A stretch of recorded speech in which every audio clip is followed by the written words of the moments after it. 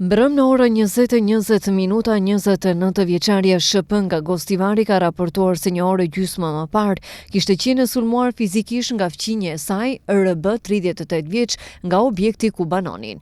Rasti është zbardhur plotësisht dhe kundër sulmueses do të përgatitet para shtresë përkatëse.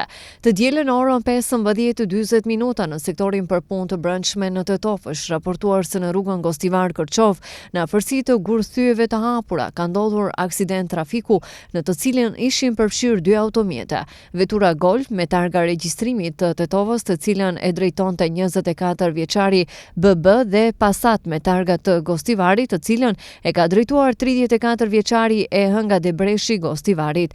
Në aksident, shoferi veturës Golf BB dhe pasagjeri veturës Passat SS 33 vjeç nga Gostivari ka mësuar lëndime të rënda trupore të konstatuara në kompleks klinikat Nën Tereza. Në vendin e aksidentit, inspektimin e ka kryer ekipi nga sektori për punë të brendshme në Tetov, departamenti i punëve të brendshme në Gostivar.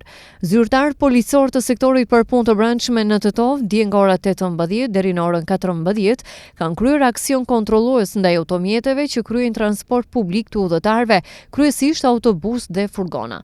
Gjatë kontrollit janë zbuluar dhe sanksionuar një automjet me parregullsi në frena, një me regjistrim të skaduar, 5 të cilët nuk kanë patur të kryer kontrollin e jashtëzakonshëm teknik dhe një me mungesë të pajisjeve të nevojshme, të gjitha në zonën e Gostivarit. Drejtuesve shkelës u janë dhënë parashtresat e parapara, ndërsa 2 prej automjeteve janë përjashtuar menjëherë nga qarkullimi. Në kuadër të kontrollit të dieshëm janë sanksionuar edhe 14 lloje të tjera të kundërvajtjeve në komunikacion.